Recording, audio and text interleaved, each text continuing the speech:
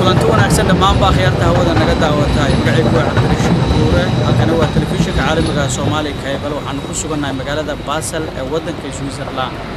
waxaanu soo booqannay maanta jaaliyadda Soomaaliyeed ee degan wadanka Switzerland gaar ahaan magaalada Basel ee gobolka Basel iyo sidoo kale urur la yiraahdo Daryeel oo samafal oo ka dhisan magaaladan Basel waxaanu doonaynaa inaanu macluumaad fara badan ka helno sida ay ku shaqeeyso jaaliyadda iyo sidoo kale ururkan samafalka ah taariikhdiisa iyo sidoo kale waxyaabaha uu qabtay waxaana meesha ka marnayn taariikhda magaalada Basel iyo sidoo kale gubigani ay caanka ku tahay magaalada Basel waxa inoo sharxi doona xaaladaasi iyo guud ahaan taariikhda magaalada Basel khubaro iyo mas'uuliyiin degan halkan in ku dhawaad 25 sanadood ayaa sharaxaad buuxda inaga sii doonto haddaba telefishinkani caalamiga Soomaaliya Cable ayaa maanta martiwa magaalada Basel iyo sidoo kale gubigani guriga oo la dhisay iyo labadii oo micnaheedu tahay inuu dhisan yahay in ka badan 10 sanadood daawadayaal barnaamijkan ayaanu si toos ah u wada galeynaa si telefishinka caalamiga Soomaaliya Cable استوديوس ودن كسويسرلاند معلومات فرا بدن uga helo taariikhda magaalada Basel waxayna la taagan mas'uuliyiin iyo sidoo kale gudoonka jaaliyadaha magaalada Basel dhinacayga waxa taagan Xasan Ismaaciil Aadan Xasan Dheere waa gudoomiyaha ururka samafalka ah ee la yiraahdo Daryeel sidoo kale waxa uu soo noqday gudoomiyaha jaaliyadda Soomaaliyeed ee gobolka Basel hadda waa lacag hayaha iyo sidoo kale isku duwaha jaaliyadda Soomaaliyeed ee gobolka Basel waxay naga maqan gudoomiyaha jaaliyadda waxa tafaasiil buuxda ina sii doona Xasan Ismaaciil Aadan Xasan Dheere sidoo kale waxa inaga marnay afayeenka ururka la yiraahdo Daryeel oo ah urur samafal isla markaana ka qayb qaatay dhibaatooyinka ka dhaca Soomaaliya xilli kasta waxa inoo hadli doona afayeenka ururkaasi oo sidoo kale goobtan inagu la sugan ugu horeyntii waxaan doonayaa in Soomaaliya Cable TV ku soo dhaweeyo daawadaya Xasan Ismaaciil Aadan Xasan Dheere oo dhinacayga taagan magaalada Basel waa magaalada aad u dacweyn meesha u jeedid boontada u jeedid waa boonta taariikhi ah magaalada aad baa looga yaqaana waxa la boontada bartamaha laha waxay leedahay magaalada Basel 5 boondo marka mid u dhaxaysa way boondada markii la dhisay 2002 markii la dhisay waxay ahayd markii hore alwaax حتى مركي دجالدي دجال ما ين سويس كوري دجال كل كلين دجال كوادي دجال كلابات وده قيمته هراء وجديد الواحد بهاد قيمته تنبنا وحيه دجال سي هدي أي سكرت أو أي سوقلان جرمالكا لوجي بيبونده إدت كوجسو كود بين سكرتها أو يرباس سلاس كده فعين إن وارجنتي مجال بعض ومجال تاريخها ومجال عنا ومجال رنتي كويا لان وشده أو بدنا يسوس هراء محيه داوينكا waxaa ku taasha carwada ugu caansan dalka Switzerland Basel waa la dhaho waxaan u maleynayaa waa gobol aad u yar geegiisana waa 33 kilomitir square waxaana gobolka uu qaybsamaa magaalada iyo laba tuulo marka magaaladana wuxuu sii qaybsantaa Basel yar iyo Basel weyn buundadan waa buundada ugu dhaxaysa mid yar baan ku dari lahaa sababtoo mid aan siyaasadda Soomaaliya oo kale aan soo gelin lahaa sidii hadda dadka Soomaaliya isku haystaan مرة قوتك سمال حلقة يا إني هيستان لكن يسفهم الله يهين هذا مقالنا وجدي بازل ذهب باس شير يمد وين تقالها بدنا وبيها إنها باس وين يجري وحبي يجري تقام هذا بدنا وحول بدو بعيه ويسوق كتير حين ما يجري مرة وين تقال وحكوا تقال لما إني اثنين بنكون وحي ربنا يكون هلان وحي ليهين حفلة أو آد وسجرينا دقنا ولا هذا فوق الكريف waxayna ku leeyihiin saddex xayawaan marka mid aan aad ula yaabo waxay tahay wali dhaqanka ku jira maadaama tukaamaha ugu badan dhinacaas loo wareejiyay waxay rabeen loo sameeyay haddana dhaqankooda kama aysan guurin waxaad arkaysaa marka dhinacan aan fiirino magaalada marka ka fiirino reer Basel wuxuu ku eegay Basel wuxuu ku eegay inta ku eegay baashan baa noo dhaxaysa marka saddexda markay soo baxayaan saddexda xayawaan mid doonta ay soo qaataan oo mar walba ku ekaadaan xadka baasha maxal baasha uma soo gudbaan xadka baasha weyn kan inta imaanaya xayawaanka ah markuu xadkan imaado ay dhaqanka markay u leeyihiin barkii hore way isnacbaayeen marka baasashan kale mayna xanaaqin waxay sameeyeen waxay qoreen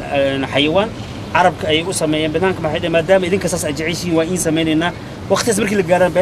baasha kala dhanaa xayawaanka dhinaca soo dhigtaa ay leeyihiin waxa rabtaa waa in sameeynaa saas oo ay tahayna cashuurtii way wada dhiibaan magaalada way wada jecel yihiin haddana xurguf hoosaa ka dhaxaysa iyagoo xurgufta أنت قارتي كده حيس أي هدنا وذا نوليين أو أي وذا محنكو هذا واحد كسر كده حيس دولة المدينة كده حيس عاديات ووحي كسو هرتا ممكن لقى هذا بازل سوسيبي أو دجالة ما قالوا سوسيبي وجعلين لكن جودي هوسن حرقفتي اللي ويجرتا مركز دتك الصوماليين حتى مهم وهان لهاد inay dareemaan horta maxaa muhiim ah midnimada muhiim ah wadajirka muhiim ah nabadda waa muhiim ah wixii yar oo isku haysto kalena waa maamaha Soomaaliyeed jira gacmihiisa hoos baa loo dhaqaa marka dadkan hoos bay u dhaqaan marka midii naga maqan marka qaarkood waxaan sadaa markaan la soo gaaro haddana caan waay lama joojiyo xafladaas sababtoo ah dhinac bay dhaqaale badan ay soo gelisaa baasal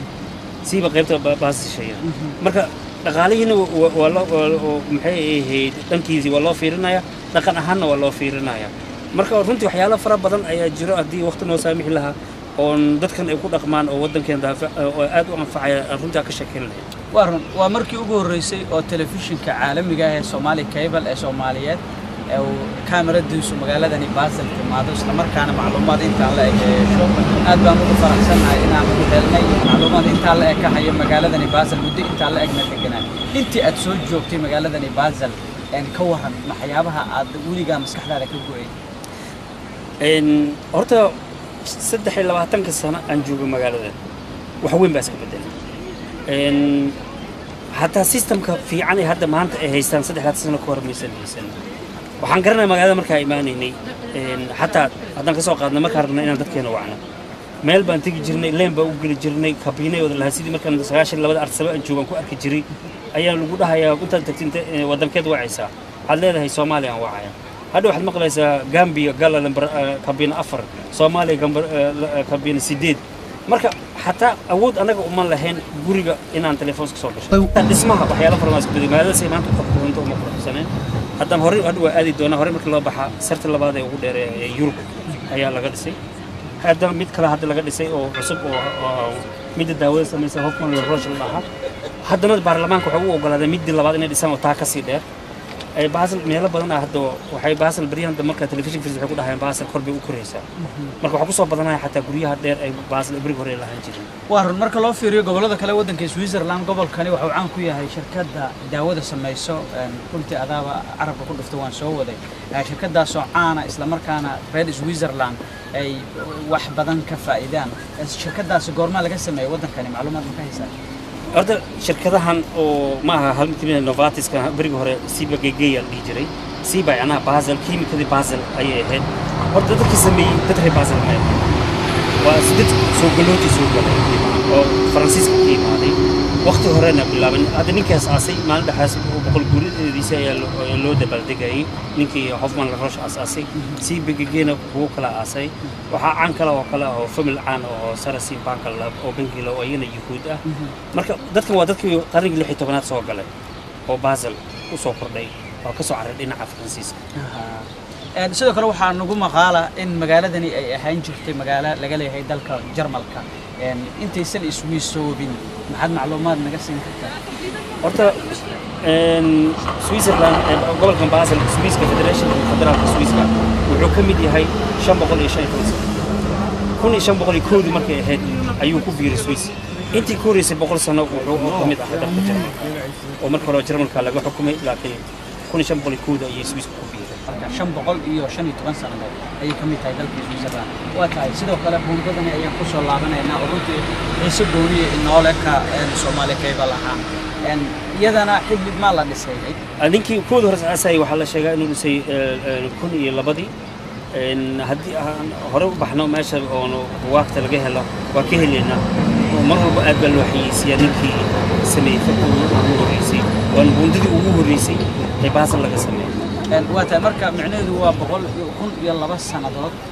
أي بس يكون وقت لا بيجي 8 سنوات كمان هذه بازل وحيليه الباب فر بدن ولي أنا بقول له هذا بازل أد ويره هبين كبر كسي لسيحنا حتى الباب بدو اللي خرج جري أد ويره سويت أوجد أيونك أوسلي بونددني أنت أجن بونددني ما أنت أجن وتاي حسن سيدو كله وحقوق هذا دونا أفك جالية الصوماليات قبل كبازل وقدومي هو جالية الصوماليات قبل كبازل إمك سوى حقيقة وحقيقة gudoomiyaha jaaliyadda sidoo kale gudoomiye maadaama uusan joogin afka jaaliyadda ayuu ku hadli doonaa insha Allah macluumaadka intiisa xiga qaybo kale ayaanu ku qaadan doonaa xasan waanu isku soo noqon waxaan jeclahay markani inaan u yeero Cabdijibaar Yuusuf Xasan واتاي داوديال ولي برتنك ayaanu kaga jirnaa barnaamijkii Somali Cable TV iyo booqashadiisa magaalada Basel ee wadanka Switzerland garabkayga waxa taagan Cabdijibaar Yuusuf Sheekh Xasan oo afayeenka ururka leeradas ururka samafalka ah ee Daryeel ee ka dhisan magaalada Basel ee wadanka Switzerland Cabdijibaar waxa uu ka hayaa macluumaad fara badan urur samafaleedkan waxyaabo fara badan ka qaatay abaarihii dalka Soomaaliya markay ku dhufteen ururkani oo sida aan la socday qaybaha kala duwan ee bulshada Soomaaliyeed taakuleeyay markii abaaraha iyo fatahaadaha iyo musiibooyinka dabiiciga ah ay dhacaan haddaba Cabdijibaar Yuusuf Sheekh Xasan ayaan jeclahay Somali Cable TV inaan ku soo dhaweeyo وعليكم السلام ورحمة الله تعالى وبركاته وكل وحي إن أدبا وما سنت Cabdijibaar وحتى أفيان ururka la yiraahdo Daryeel ee samafalka ah bal ugu horeyntii macluumaad inaga sii ururka Daryeel ururka Daryeel waa urur samafal ah kadib markaan aragnay in abaaro iyo dhibaatooyin fara badan wadankii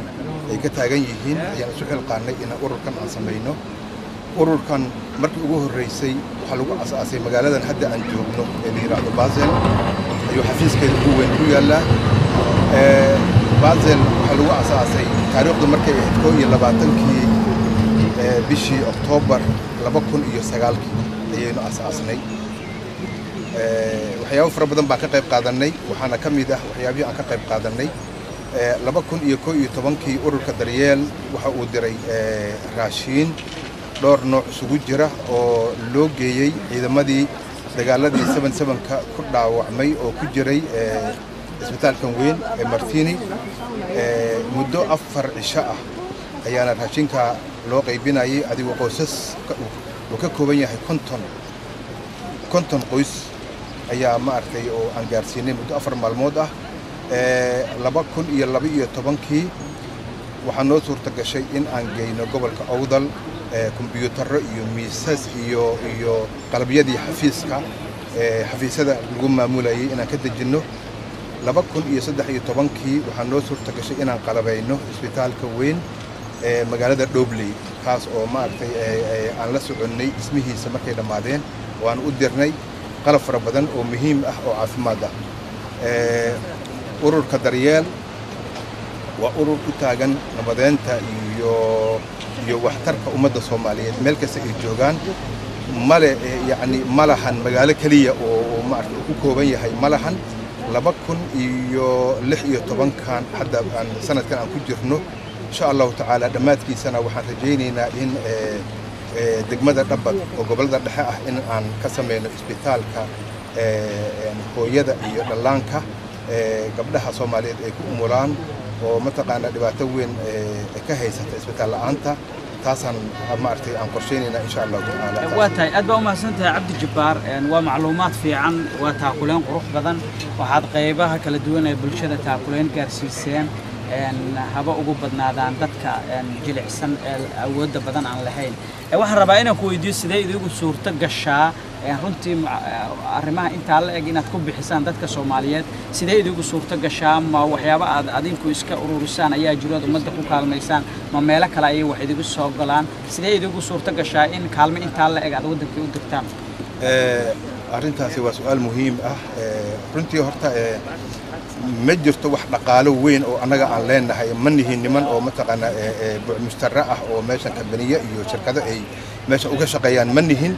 laakiin waxyaabaha ugu weyn oo aan ku tirsannahay waxa weeye ururka Daryeel wuxuu qabtaa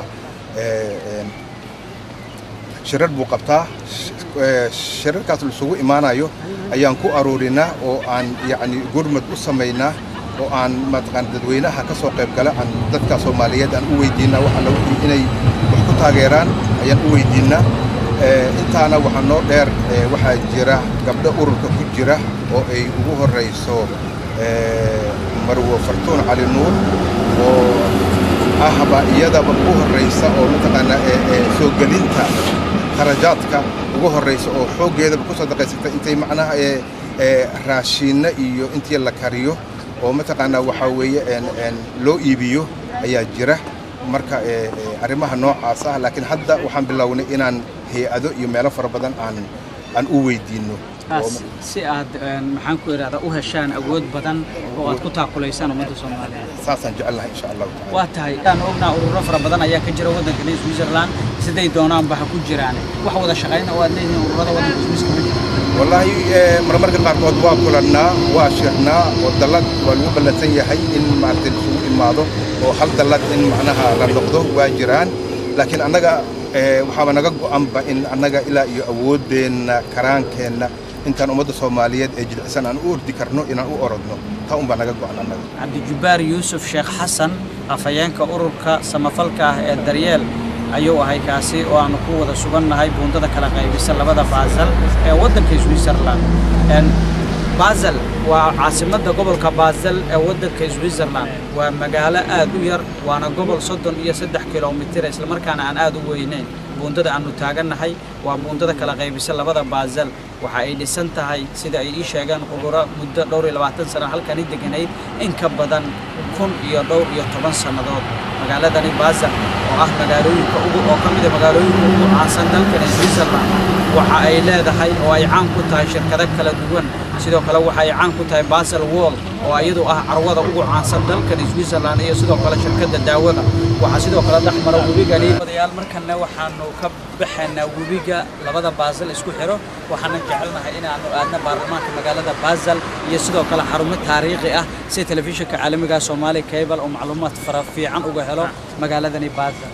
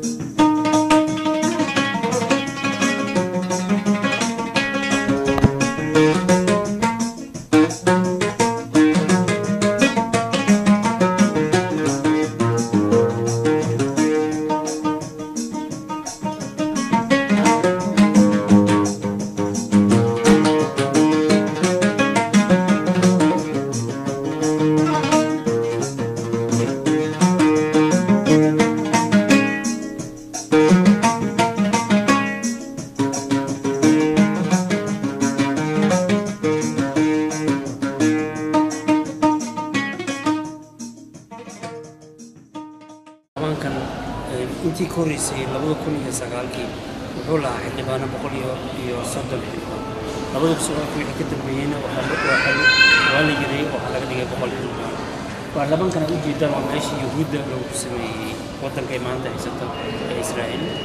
kunta guuridii markay ahayd 2002 waxaa imaaday barnaamijka diyaar oo soo xusay in aad ugu daray tahayna magaaladii asalku ee dowladda Israa'iil baarlamaankan sidoo u shaqeeyo wata kama duwan sida waddanka oo kale waddanka toddoba ruux waa u talisan oo iyana waxa u taliya toddoba ruux Basel madaxweynaha iyo lix madaxweynaha xafiiskiisa meesha ku yaala markii uu baarlamaanka shiraya lama ogola in lala galo mikrofon ama كامل لكن وبلغنا كرنا وتيجي كرنا ونلو شرحيا وفير كرنا سيدا وقب سلام حتى سيدا marka halkan waxa soo booqday Benjamin Netanyahu ra'iisul wasaarihii Yahuudda si uu ugu mahadceliyo lamadiintii ay u sameeyeen heer maasan maadaama dowladda Israa'iil ku xanay markii كنت قولي ما عندي كنت بلدي جاي ما كنت ما له كنت قولي dalka Israa'iil marka aad ugu mahadceliyay inay u dhisaan marka dadka ugu badan oo Yahuud ah meesha ay degan yihiin hadda dukaan ka soo dhaafay kiiska Israa'iil askala meelaha ugu badan dukaan kale oo xasan xagga ayaga askala dad taajiriin fara badan ayaa jira wadanka degan inaad astaanta iyo qabaada marka baarlamaanku waxa uu shaqeeyaa sida todoba qofba ay u shaqeyso madaxweyne yahay oo waxay u wareegaan sida todoba qof ee wadanka federaalka u taliso kale qaabkaas oo kale ay baarlamaanku u shaqeeyaan ma kan baasas ma shaqeeyo afartii sano marka dib madaxweynaha loo doorto asaga ay afarta sano haynayo oo karan waxa wasiirro oo department oo haystaan todoba way la asaga madaxweynaha waa kulligoodna afarta sano mar baa la doortaa shacabka reer baasaya marka calaamadaasina waa calaamada oo caan ku yahay calanka baasal ayaan filayaa wareega ee dalal calaamadaas calaamada guudow ee kiiska sanqaarkeen oo calaamadaas waxana dhinaca diinta ka imaaday ayaa istaantil ku sameeyay marka waa hadkiimid ayaa lagu soo qoray maadaama qaabka ay u dhigan tahay loo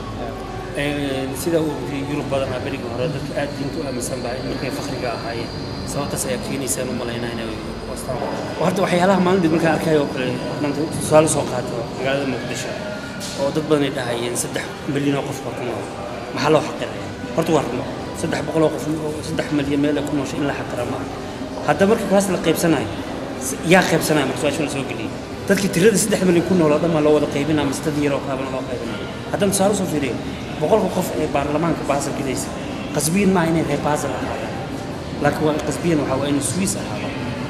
Swiss waa gobol ay u kala degan yihiin oo halkuu ku dhashay looma qiimeeyo halkuu u dhashay loo qiimeeyo ninka reer Beerna hadda waxa ku jira baarlamaanka dhinaca qaana reer Beerna marka dhalasho ahaan la fiiriyo gobol ahaan reer Beerna laakiin gobolka wuxuu ku jira baarlamaanka Basel markay Basel uu degan baarlamaanka waxa soo doorto waa shacab ururka ka tirsan soo doorto waa qasbiyan waxa ah in baasaboorka Swiss sabab u haysa ina ka mid noqoto baasaboorka Swiss kaliya waa in haysta qasbiyan ma dhalashada Basel marka Soomaalida waxa la yaabaa ruux meel ku dhashay oo degana baarlamaanka ma geli kara ma geli kara waa hadda wadanka iyaga la isku haysta dhibaatada badan ka taagan tahay marka waxaad leedahay magaaladani Basel boqolka baarlamaanka ee aqalka ama ku suganaa iminka u talisaahi ma ahan dad Basel oo ka soo jeeda ninka Soloton ama Beerna ama baad adoo Soomaaliya xasan oo dhowr ilaa 10 sano deganay dabcan Swiss tahay waa uu ku furan yahay anigu ii furan yahay xisbiga hadii adiga aad maxay kamid tahay oo asagu markina doorashadu oo soo gashay horta badanaa wadan hadda magaalada boqolkaas qof u jeeday marba waxa ku jirtay 5 qof sababta keenaysan waxa waaye waxay leeyihiin ururka oo socialka SPL ururkaas waxa lagu yiri waxaan ku haynaa kun cod oo Basel kun shabaqo cod oo qolta anagana waxa u baahanay shan qof in baarlamaanka loo geeyo xiriirkii wala wada galay codkii wixii sidii tigir ku galay marka adiga laguma fiirinayo asalkaada meesha ku dhalatay iyo meesha ka soo jeeday saad u ogtahay baasaboorka Swiss markay ku siiyo kuma qorno meesha ku dhalatay waxa ku qoran meesha ku dhalatay macnaha Basel dhalashada marka la qaadanayo Switzerland hal dhalasho lama qaato laba la qaataa kan wadanka iyo kan gobolka marka dib ma ka imaanayso meesha ka imaado marka ku farxan oo xataa waxay dhahaan waxaan nahay multicultural oo dhaqamo kala duwan ay wadanka nool ku faanaan marka kamid noqoshada baarlamaanka waa inaad baasaboor Swiss haysataa waa inaad gobolkii degan tahay teed kale waxaan waxay rabaa inaan kuu sheego gobolka hadda lagu degan yahay Baseland ee Basel ka ku ah 1983 ayaa beeraley bay ahaayeen dadkana lacagtay hayeen marka badanaa shaqada iyaga qabanayay iibsigan inta lacagta tageystay waxay dhahay ma soconayso inaan anagana shaqeyno fakhrin ahaan ayagana lacagta haystaan way dagaalameen hal qof baa ku dhintay markuu dagaalka dhacay ayaa waxa la yiri maya waa guud kartaa walaal ay fiiri hal qof markuu dhintay la joojiyay dagaalka yiri maya waa guud si dhimashadaasi ee loo yareeyo aysan dhimasho kale u sameeyay si dhimasho loo marka waxaan rabaa jeedo gobolkaas waxa kamid ah maxay anaga waxaan dhahnaa meeshan dhammaynta Soomaalina waxay noqonaysaa golaha deegaanka laba tuulo ayaa isku dhigana ayaa waxay lahaayeen iskuul primary ah marka ilmihii primary markay dhammaayeen ay u baahnayeen iskuul kale u baahnaayeen gamaandihii kale labada gamaandana lacag ma haystaan ay midkiiba iskuul ku dhisay way wada hadleen waxay dhaheen war iskuulka rabnaa aan wada dhisano si ilmihii iskuulka loo wadaago marka waxaan isku qabsaday si tan hadda Soomaaliya ma jirtaasha iskuulka kale laga dhisay dhaqanka Swiss waxa uu isku tanaasulay marka waxa la yiri iskuulka waxaan ka dhisaynaa meesha u dhaxaysa labada tuulo albaabna tuulada sinina albaabna tuulada sidii ilmaha loo soo galaan inta loo soo galaan markii kii la wadaagay ayaa waxay markaas ay gaareen labadii golaha deegaanka inay isku darsadaan ay hal tuulo ay noqdaan bal deegaan maanta waa tii kale waqti hayno bil bankan waa tahay daawadayaal booqashadii Somali Cable TV iyo magaalada Basel ee gobolka Basel ee wadanka Switzerland ayaana wali bartanka kaga jirnaa waxa ina fadhiso madaxda jaaliyadda iyo ururada samafalka ee ka dhisan magaalada Basel iyo gobolada dariska ah ee wadanka Switzerland maanta waxaanu booqnaa qaybo kala duwan sida xarunta baarlamaanka ee looga arrimiyo gobolka Basel iyo sidoo kale buundada caanka ah ee isku xirta labada Basel waxaanu soo fariisanay waxaad moodaa inaanu soo yara shaqeynay oo mudaalnay marka waxaanu soo fariisanay xarun kafee ah meel aanu kafee ka cabayno Jibaar Yuusuf Sheekh Xasan ayaa dhinacayga bidix fadhiyo waa afayeenka ururka samafalka ah ee la yiraahdo Daryeel waxa uu nooga soo sheekay ururka Daryeel sidoo ku soo bilowday waxqabadkiisa taakuleen fara badan oo u geystay dad Soomaaliyeed ee ku tabaalaysan qaybaha kala duwan ee gobolada dalka Soomaaliya Cabdi Jibaar waa afayeenka dabcan afayeenka markii la yiraahdana waa xogogaal habka uu shaqeeyo ururka samafalka ah ee caanka ah ee ka dhisan dalkan Switzerland gaar ahaan magaalada Basel lagu yaqleelay Cabdi Jibaar waxaan jeclahay markana inaan su'aalo kala weydiiyo Cabdi Jibaar waxaad ka soo hadashay ururkani sidoo ku soo bilowday samafalka gobolada aad gaarsiiseen deeqda dabcan ururku waxa uu kala leeyahay qaybaha kala duwan ee bulshada ayaa xubin ka ah waxaana ku jira dadweyne fara badan sida ila tahay sida adigu afayaan u taabo waxa jiro haddii aan qaldanayn dad xubno kale ah Soomaali waxa uu sheegtay ugu horeeya madaxa ala soo gelinta ururka Marwo Fatuun Ali Nuur waxa kaloo jira waxaa ka mid ah gobolka Awdal waxaa noo matala Samatar Xasan Sanjo madaxa mashruucyada fanaanka weynaa koonfur galbeed waxaa noo qaabilsan mudane aadan macalin xasan cali baroodi madaxa ururinta iyo suurtagelinta mashruucyada ururka dhanka Soomaaliya hiiraan iyo shabeellada dhexe waxaa noo qaabilsan Marwo Maryan Sheekh Nuur Maryan Ruum oo ah madaxa ka hortagga aafooyinka waxaa kale oo aan raba dadweynaha inaan u sheego ururkan waa urur Soomaaliyeed oo furan urur hal gobol ama laba gobol ama degmo kaliya ku kooban ma aha cid alla ciddii doonaysa inay ku soo biirto ama gacan ka geysatana waa u furan yihiin حسن أنتي أنا أسوق جبل أهلي الجارية بسيط وكله واحد تاي بدونيها جود أروح الجارية من مدهات إن أروح كيف في السي أو سوي سومالد أو يسمين جت أقدر يسكسو كوبينه أن والله بكله جود بي أو أخيان ولا هاي وسيد عبد الجبار الناس شاعري أن أروح سنة جود كيسا وفربنا أيام برجوك هاي حقيقة دي سنة كمان روينا من مدة إن بلارسه هو شيء horta hadafkiina wuxuu ahaa hadafkiina ma ahayn inaan hal meel keliya ka shaqeeyo ururka Daryeel waa urur samafal Soomaaliyeed ma aha urur gobol ama degmo ama tuulo ama shakhsi uu sameystay keliya mar haddii aan magaca Soomaaliyeed aan ku socono ku duulino waa inaan qararada Soomaaliya marka aniga badan markii Soomaaliya hadii uma arkay koonfur iyo galbeed qoy iyo koonfur keliya inay tahay marka aniga markaan Soomaaliya ka hadlayo NFDL ka hadlayo waxaan ka hadlayo ogaadina ka hadlayo Djibouti ka hadlayo ilaa mararka kood aniga aan jasiirada Yemen laga isticmaalaha ku hayo waxaan u gudbiyaa dhinaca jaariyadda dabcan gudoonka in lama joogo laakiin dadku ugu shaqeeyo jaariyadda ayaa ka mid ah horena waxaad u ahayd gudoomiyihii jaariyadani gobolka Basel ka waran jaariyadda iyo xaaladaha ay ku shaqeyso جاليد هذا في برضه كل شيء مني مهم كل شيء سوا وقلت له بس قبل أنا وفلان وده ذكر المفروض إنه هي أنا سياسة مرة سان سومالي بيتكلم سياسة مرة marka haddana waa sii ballaarinay oo keliya integration isdhexgalka kuma aqaan hadda waxaan qaybta u galay waxbarashada inaan kursooyin hadda koorso ayaan waxaa bilaabay soo qaaday dadka aan tusnay inaan iyada oo joogo koorso xaggeed aan aduunyada janaya bilaabay oo ah sidee loo wada hadlayo guud ahaan intaasi ayaanu ku soo afmeeraynaa barnaamijkii gaarka ah idinkaga imaanaya magaalada Basel-Stadt ee waddanka Switzerland.